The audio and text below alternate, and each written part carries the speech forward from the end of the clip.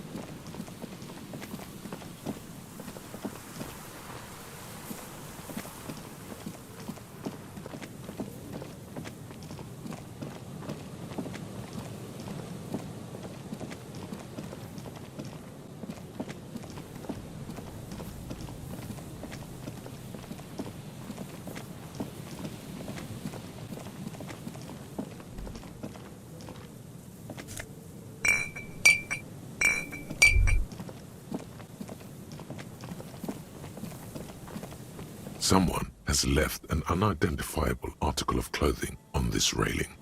It smells really bad. It's streaked with dried seagull shit and tangled with pieces of seaweed. A dangling arm suggests that there might be a jacket beneath the crust of filth. It seems likely that it was left in the surf until someone laid it out on this fence to dry out. Unfortunately, that just seems to have stiffened it into a shapeless mass. Please tell me you're not taking that with you.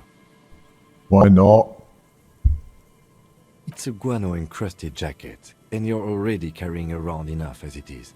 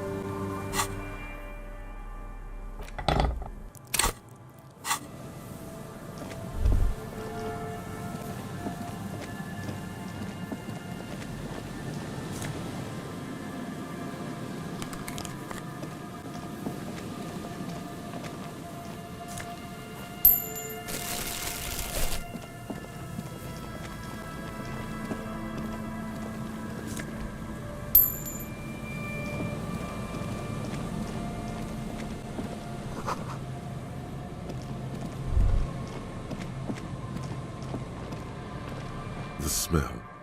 It's awful and familiar. Hold on, that is awful. It doesn't help.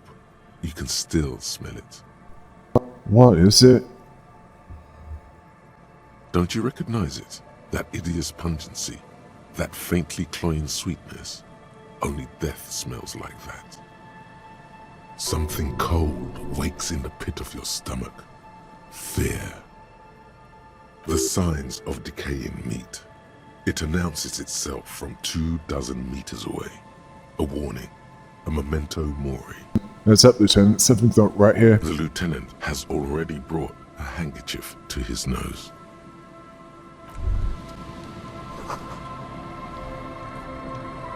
There's some tear, an empty cigarette package, and a crumpled kebab wrapper in the trash bin. 2 empty bottles of Tallulah vodka and a can of black potent porter is all you find. No, there's more in there. Livis strawberry liquor, plus some Pilsner bottles too. Better not pick them up. They seem unhygienic. A tragedy. He shakes his head with genuine sadness.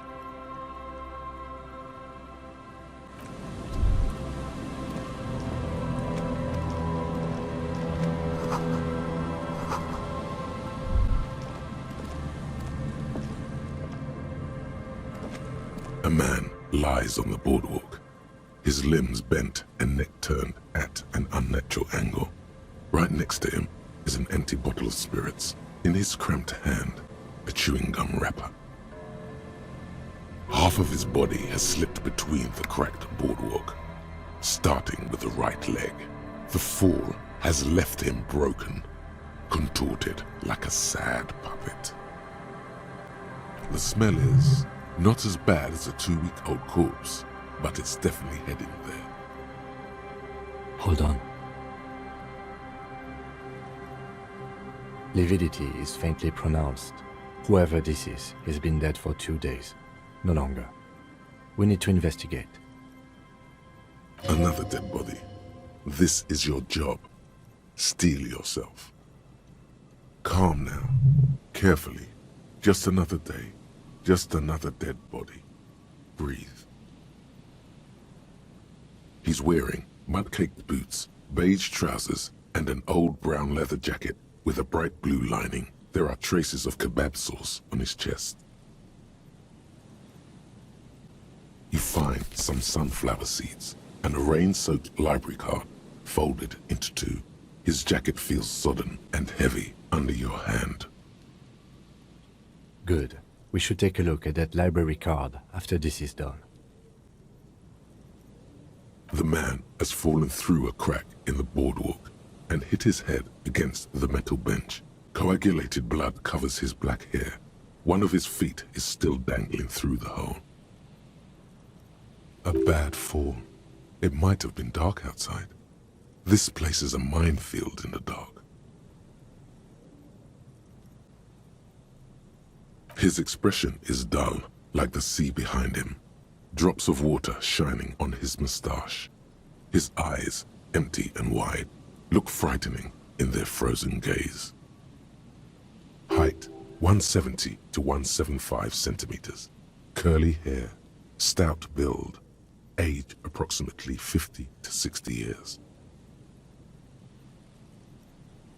There's some dried blood on the metal bench, right where the corpse's head rests. The floorboards are rotten and slippery wet around the hole. An empty bottle lies nearby. A chewing gum wrapper is clutched in his fist. Be very, very careful where you step here.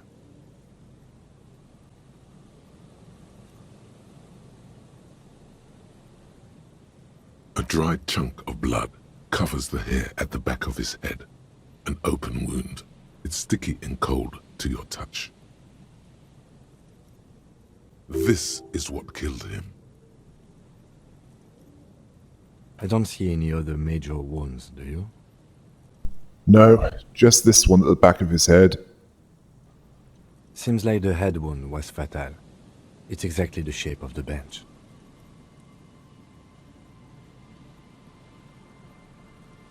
A .75 liter Tallulah vodka with its cap missing.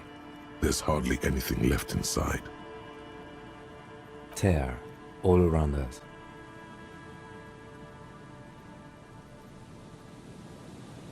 I'd prefer if you didn't collect them this time. It's not proper. True. It feels disrespectful. Grabowski spearmint chewing gum. Green leaves on the cover. The man's mouth is half agape from the terror of the fall. The blackness of death. Stench. You think you see white chewing gum too. Confirmed. Nearly the whole pack is there. Solidified on his lower rear teeth. He ate the whole pack, right? It's to cover the smell of alcohol before going home. The worst thing is, I've seen it before.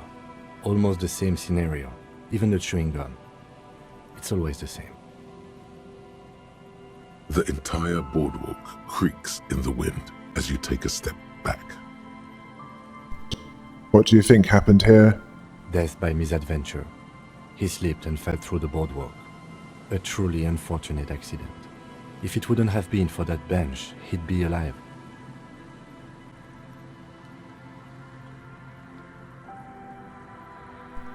Right. It does seem to be a pretty straightforward misadventure, although there's still a question of identifying the body.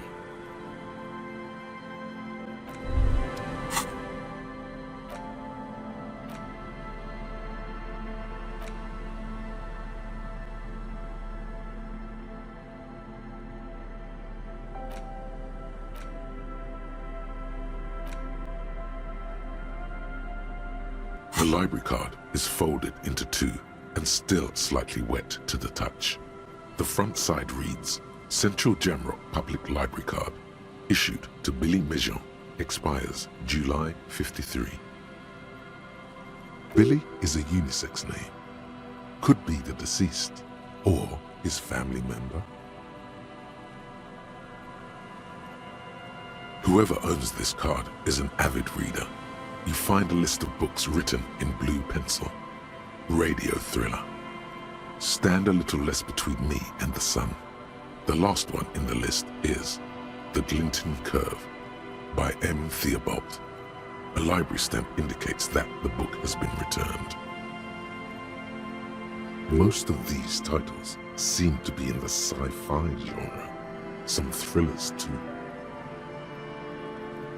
If lost, please return the card to the library. Dial 005 02 55211 or visit us at Moreau Street, 78, Jamrock. Business hours, 900 to 1800. We should first decide what to do with the body before taking any other actions. Let's take another look at the body and talk things through.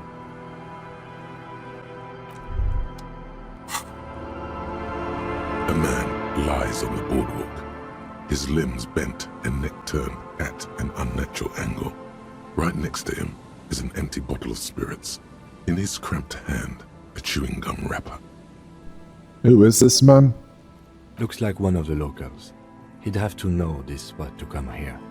You don't just walk over here. But that's just a lazy assumption. What do you think?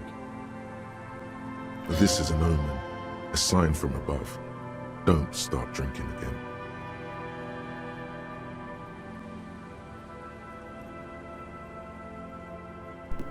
I think labeling him as an alcoholic is a bit premature. We don't know anything yet. We do know that he was married. But you're right. Let's not run ahead. For now, all we know is that he's an unidentified middle-aged man found dead on What should we do with him? Boardwalk. From where I stand, I can see two options. We either take the case and follow the leads to identify the body on our own, or we report back to the station and leave this for our colleagues to handle. We found him. We should finish this. Alright, we've already examined the library card. Let's call the Jamrock Library from my kinema. See if we can learn anything about this Billy Méjean. And while we're there, we should also call the station. Let them know that we are taking the case.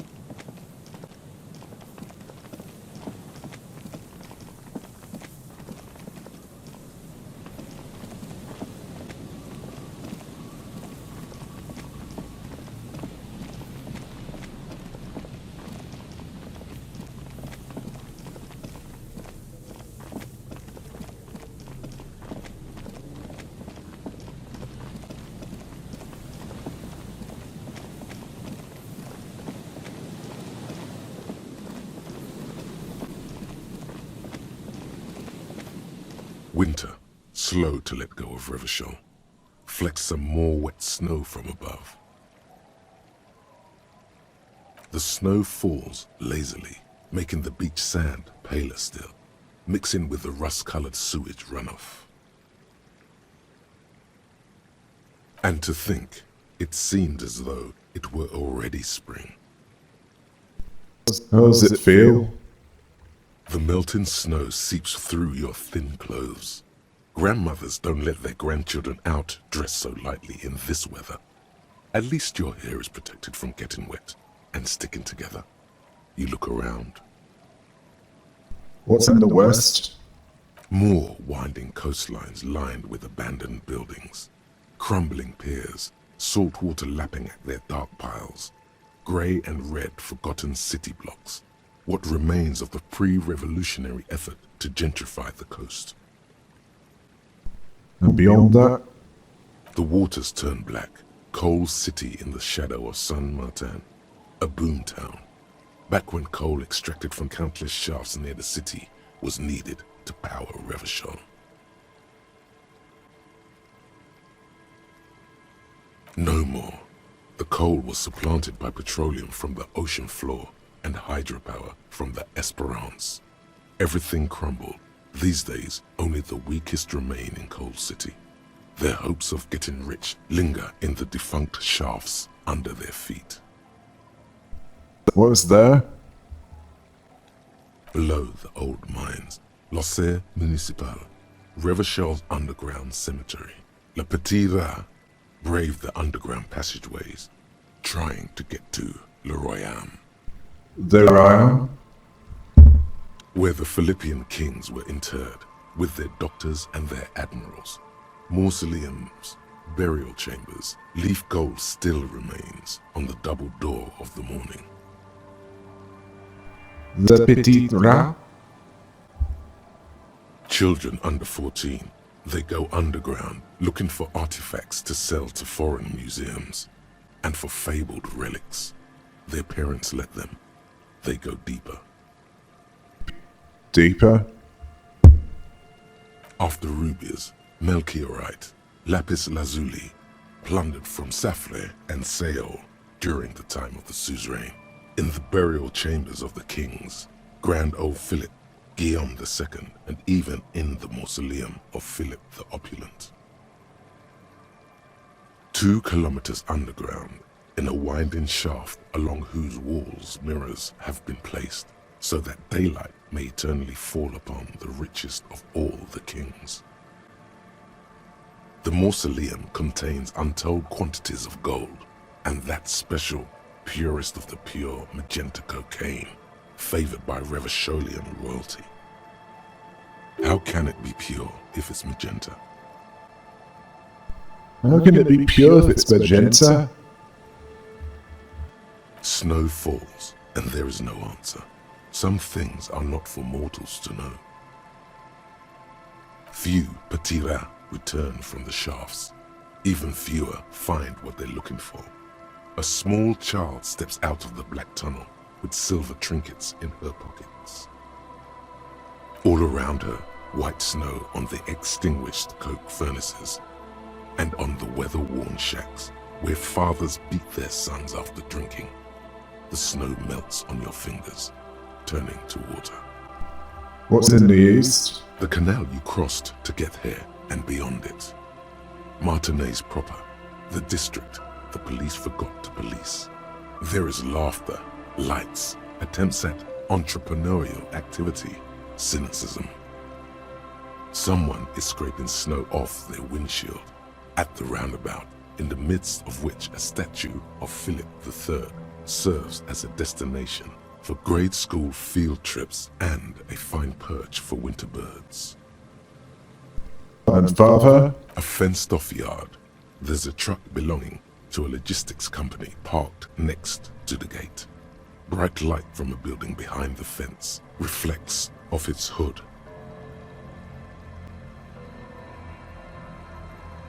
Clean white light coming from the windows of a clean cube-shaped office building hidden amidst ruins.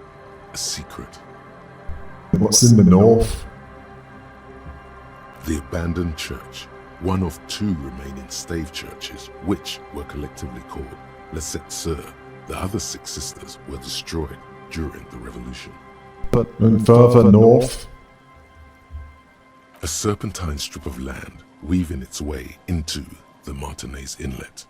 Unfortunates on the run from the law, from themselves, sometimes hide out on nearby islets.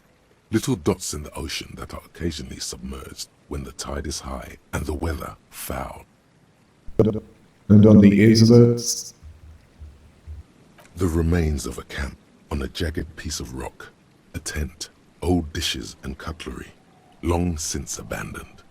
A hermit crab scuttles among the debris, looking for a new shell.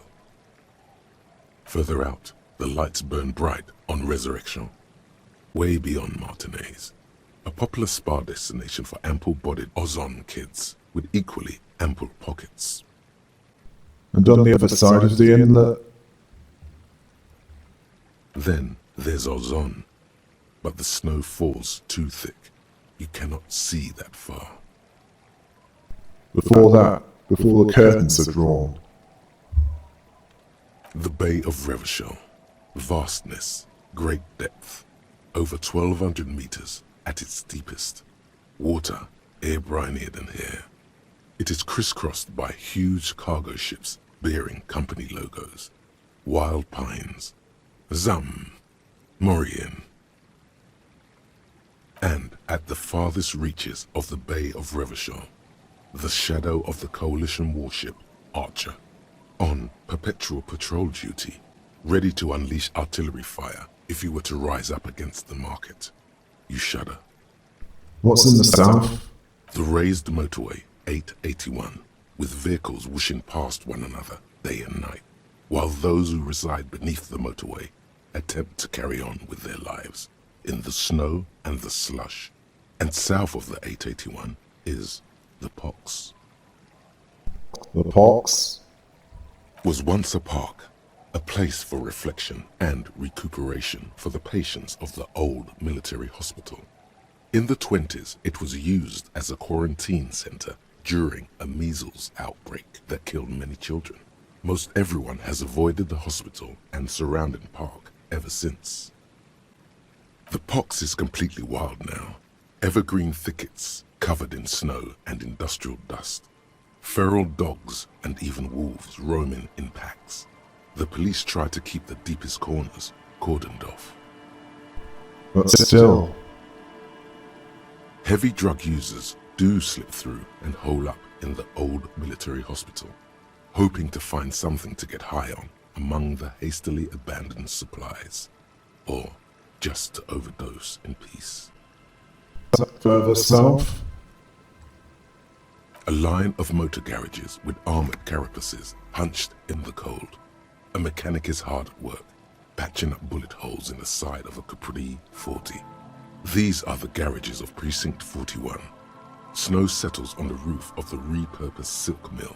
It serves as your station. Shivering RCM personnel hurry in and out of the main entrance. Around you, the snow continues to fall. To the west, the ocean swells. No, it was home. I want more. The stairs descend to central Jamrock. A man named Cooklove has a snow-covered stall there in the market across the bridge. He sells kebab infested with fly larvae to your colleagues who believe eating it will make them immune to food poisoning. Snow falls on the utility district, the library, the florist, the Sarah Mauritian restaurant that offers homemade wine, and also on the brothels and drug dens and the chop shops of the Zemliaki. All of this built around a lake that formed in a meteorite strike. At the center of this lake, there is a little ship. There are lights at the bottom of its hull. They are lights directed toward the seafloor, looking for something, like whiskers. For what? A chill comes over you, crawling down your back. The sand under your feet is wet. Somewhere in the south, tarpaulin flap in the wind. Where's Ruby? Near, snow falls into dark water. She prays, though she doesn't believe. There is a hum in the air. That's all. But what's below me? Layer upon layer of sand, poisoned with industrial runoff. The storm drainage, hidden bunkers. Rats scuttle. Tell me a secret of the sands, wind. Someone stuffed a big old polar anorak into a concrete pipe under the boardwalk. It would keep you warm. You would probably never happen across it, but who knows? We should keep moving. Who knows when the snow will let up.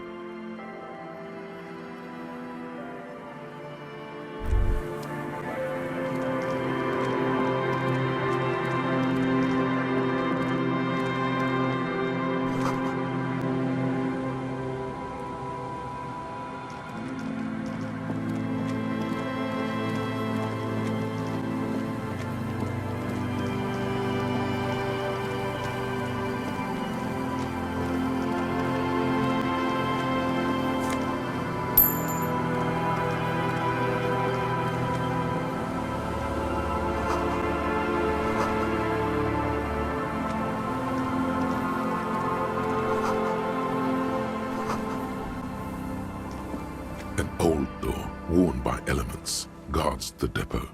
The wind has blown a sand dune in front of it. The door hasn't been opened in a long while. You see a handle. What is this thing anyway? It's military. A service depot of some sort. Used to service what?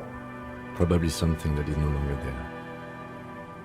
It may have been used to service an aerostatic battleship in the atmosphere, or a fortification, like a sea fort in the bay.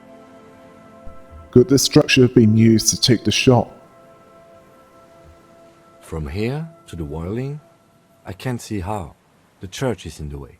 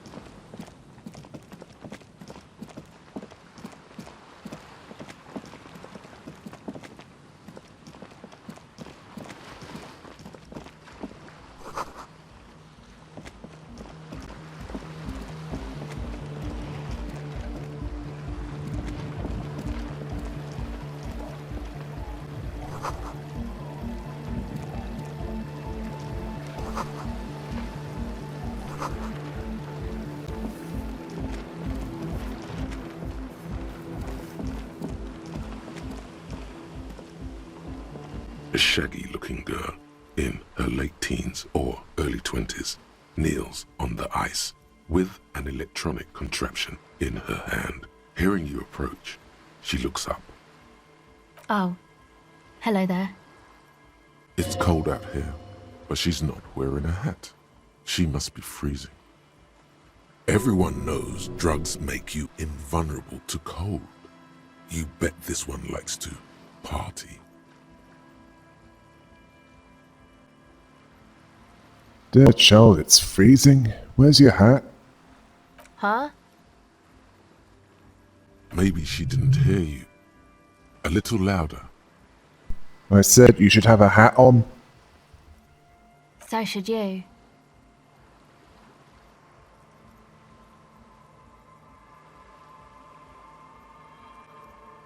I should. And I do. Oh, I didn't notice that.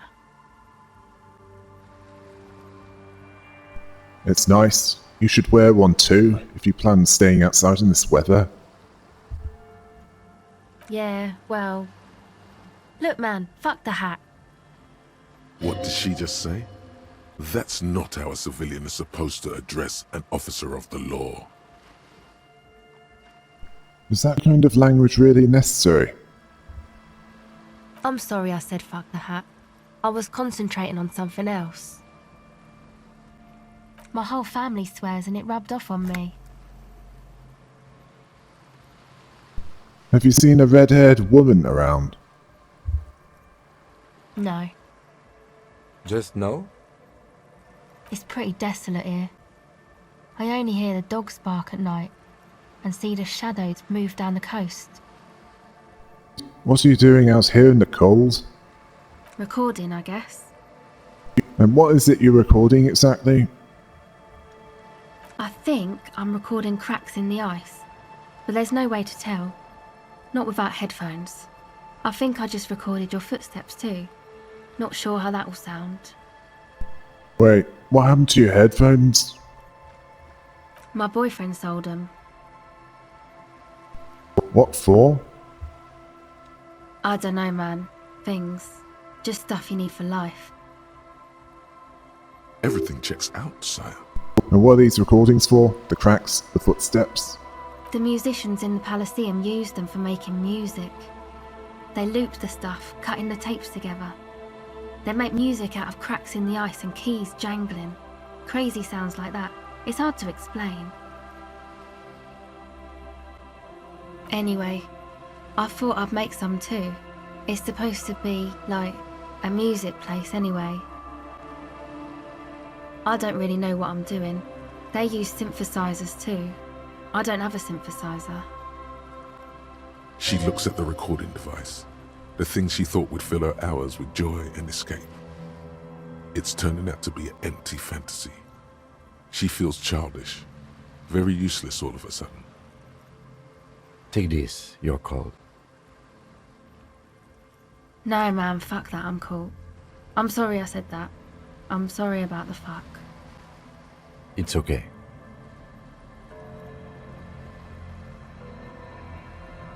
I had some other questions. Go ahead.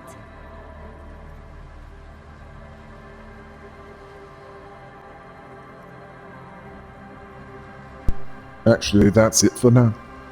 Okay, bye.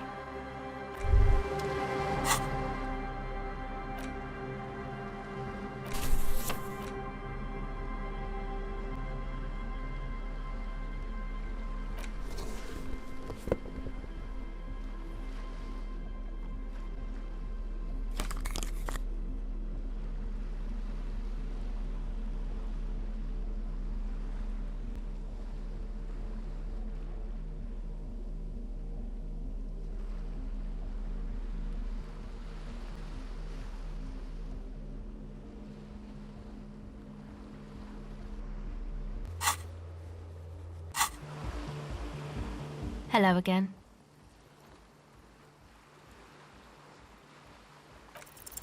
The device is cold to the touch. An angular Omicron logo adorns the yellow plastic cover. Underneath you see a reel of tape rolling. You put the device back on the ice. Actually, that's it for now.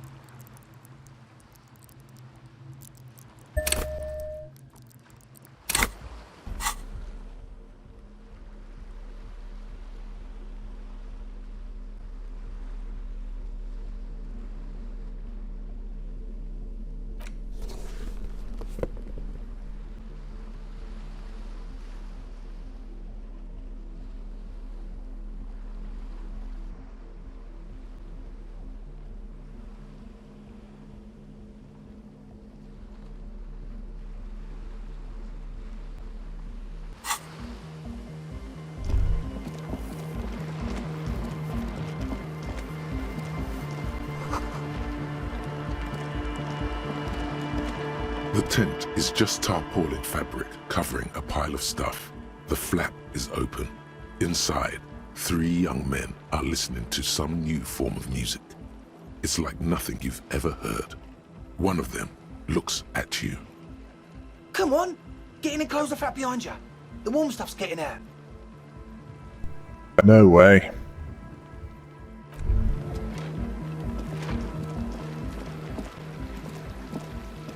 A pane of eternite has been planted into the snow. 2 poles are holding it up. Barely holding it up. It could fall over any minute. A stronger gust of wind might be enough.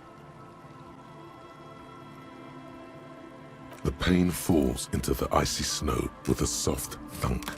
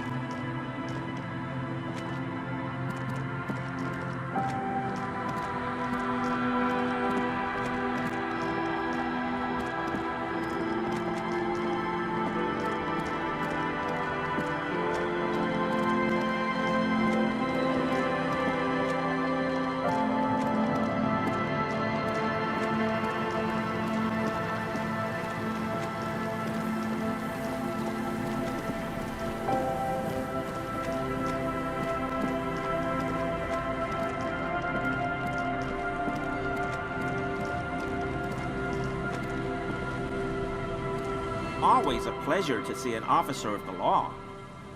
I mean, officers.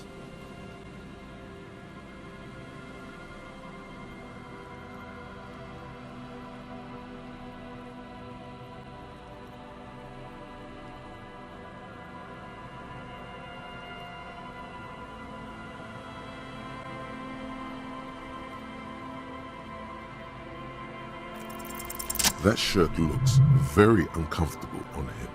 Look at the buttons, barely keeping that thing together, as if something is ready to rip out from underneath. Something worn underneath it? It sounds like he's wearing some kind of armor under his clothes. You can't tell it's there just from looking at him. Probably stolen from the corpse in a yard near where he lives.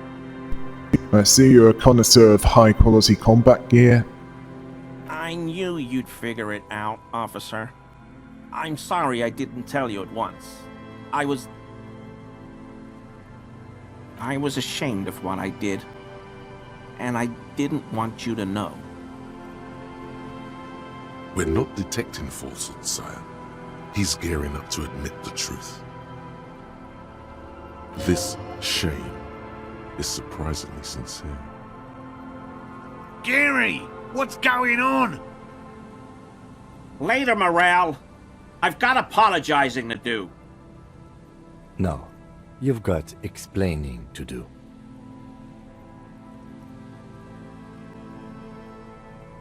Do you know who killed the Hanged Man? I always thought it was the Union.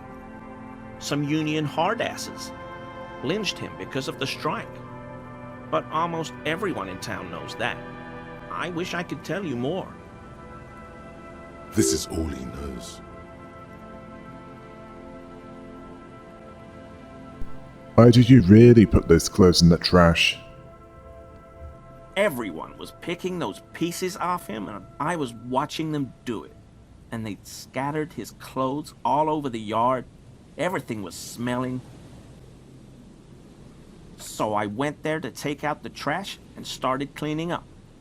All those rags on the ground, him swinging up there, and I had a lapse of honor, sir. I thought, he's a foreigner. They all say he wasn't from here. Only the cuirass was left, so I stripped it off him. It was early in the morning. No one saw me. I took it with me. It was a mistake. Had I known it'd give you guys trouble, I wouldn't have... Fuck. It's okay. It was a loose end, and you are tying it up now. I'm so fucking sorry I called you Yellow Man. Sealite officers commanded the suzerain's navy. Most of them sided with the king when... They were thoroughly conservative men, he realizes suddenly. It's difficult to say what the lieutenant thinks of this historic apology. His face does not belie emotions. Give me that armor. Now. He sighs again, hangs his head, and unbuttons his shirt fully. A cuirass that matches the dead man's boots comes into view. Soon it is in your hands, smelling of his sweat. But so light to hold, like a bag of cotton. Are we done here, Gary? Yes, absolutely. I will never do anything like this again. Thank you for your cooperation.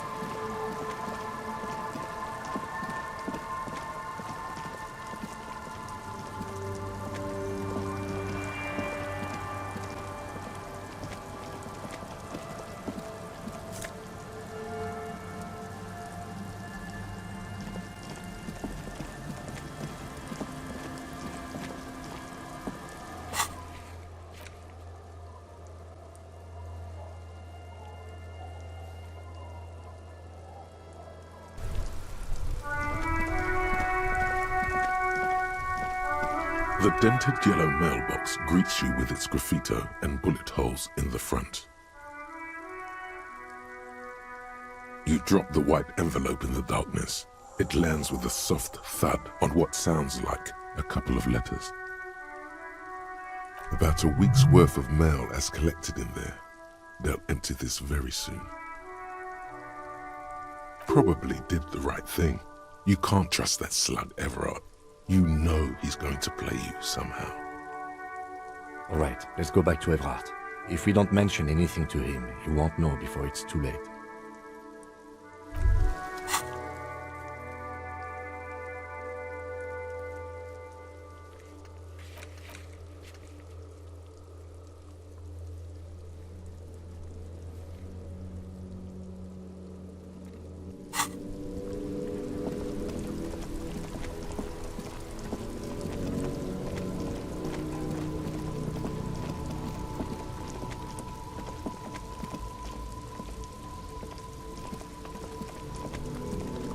The speakers below are banged up and worthless. The sneakers triumph over them. They're the star of the show here. A pair of Faun Ultras. The design is impossibly sleek and simple. A futuristic silhouette with a sleek monochrome colorway, a jet black upper, and a silver-lined midsole. Dedicated, victorious, sporty. These Faun sneakers are a must-have for a track and field legend. Those sneakers, mister. Those sneakers are the latest Faun sneakers. Super air, super fine, super cool. Only 50 real. Only? That's madness. Faun Ultra. We're the future. You remember the slogan from some magazine. I need those Faun sneakers. Super cool. Now the premium lifestyle is yours, officer. The sneakers seem to vibrate in your hands with an almost mystical energy. Okay, now let me buy the speakers. The junk is yours, officer. Happy listening. Try not to hurt your ears with that Samaran garbage.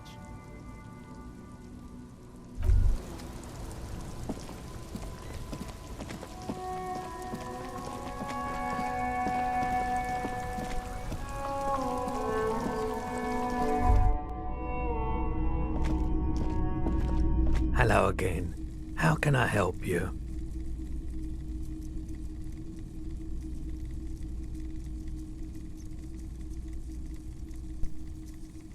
There's something I'd like to sell. Sure. Let me have a look. I'll check my pockets. Anything else you're thinking of selling?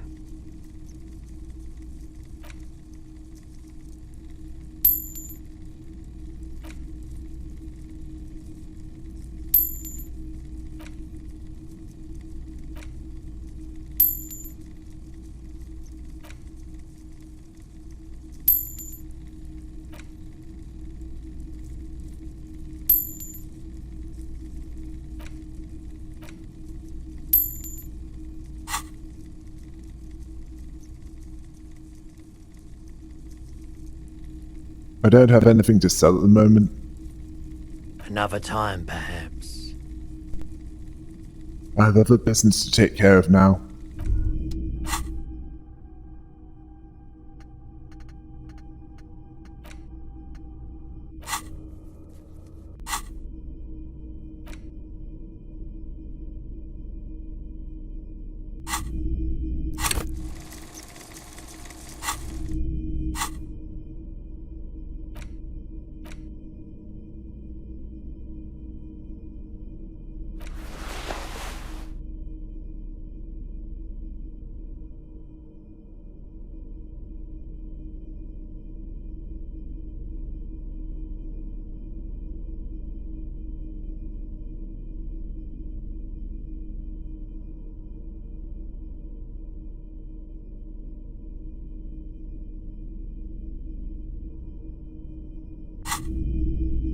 Hello again. How can I help you? Feeling warm and enthralled by the movement of light, while the mine continues to race forward. Lucky bastard. He's probably on Pyrrolidon. It's tough to come by on the street. Pyrrolidon? What is that? A drug developed by the military to treat and prevent radiation sickness. It has psychedelic side effects, and it makes your eyes turn yellow. Is it just me, or is it really warm in here? I try to keep the shop at a comfortable temperature. There's a note of indignation in his voice. Interesting.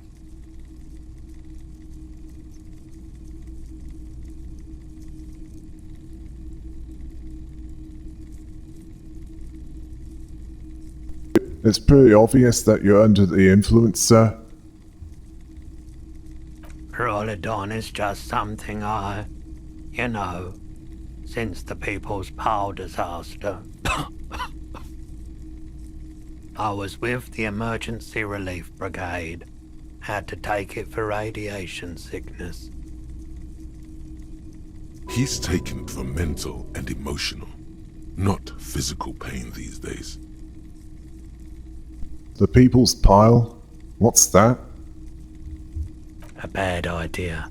Some poor leftist built a particle decay generator in hopes of bringing affordable electricity to underserved communities.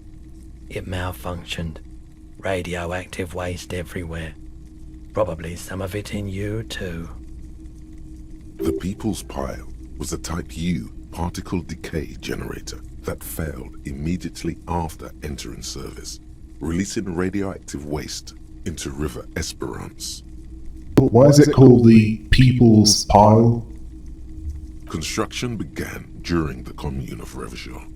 The people continued work on it after the Commune fell. They wanted a cheap source of energy for Revachol West. Needless to say, things didn't work out. What is a particle decay generator? A primitive nuclear reactor, also called a pile. Why did it fail? An emergency valve defect resulted in steam pressure blowing the turbine, taking the fuel containment vessel up in the explosion. Both the faulty design and lack of finances contributed to the catastrophe. Tell me about this emergency relief brigade you're a part of. We were an all-volunteer force, self-organized, tried to help the fire brigades contain the spill. On the patch, gamma radiation lines crossed with a red drop of blood. I lived by the river since I was a small boy. The Esperance didn't have the art to let it all go to shit without trying to do something to help out. There wasn't much the volunteer force could do, however. We wasted years in the river mud, years getting sick. It must have been tough. Radioactive cleanup. There's a reason why everyone's tried to forget any of it ever happened, and why no one has tried to repair or replace the pile. So much disappointment, and early deaths. Cancer mostly. And we knew all that was coming even as we were cleaning up as best we could. Whose fault was it that the generator failed? No one's. Everyone's. So much bitterness. A bunch of poor people built themselves a primitive nuclear reactor, hoping for the best. What do you think is going to happen? How did you end up running a pawn shop?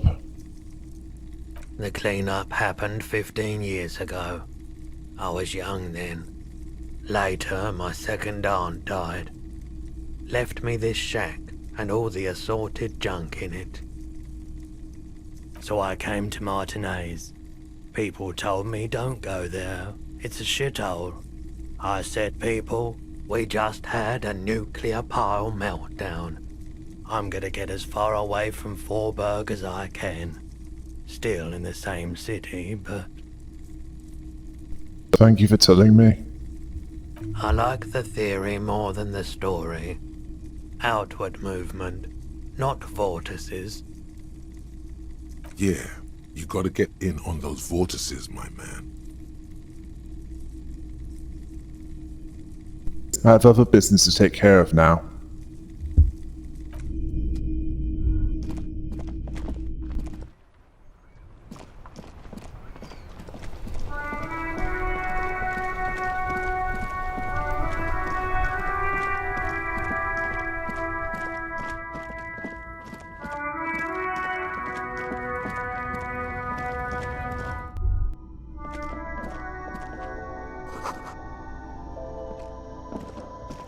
The tear machine stands in the corner. A sign says, 1 bottle equals 10 cents. Your bottles clunk into the machine, and the money appears with a satisfying jingle. You're a richer man now. You're 100% sure you got special Hobocop money for that tier. At least 100% extra tier money. If the numbers on the machine told you otherwise, it's a lie.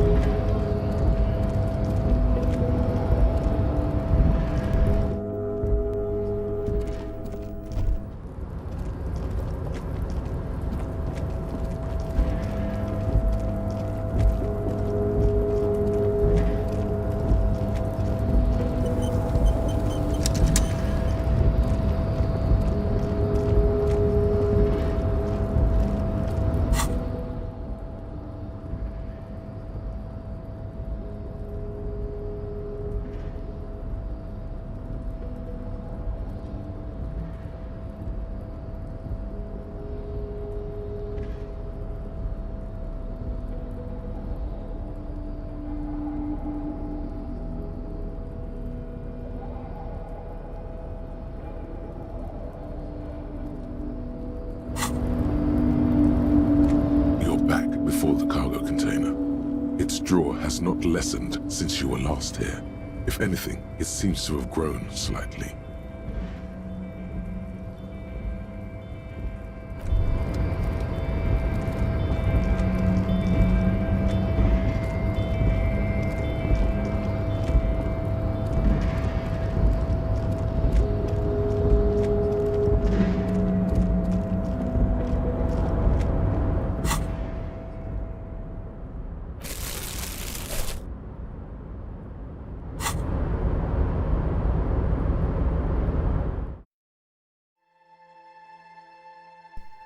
Will ever Claire be deceived? Well, we'll find out in the next one. Until next time, hail the rabbit!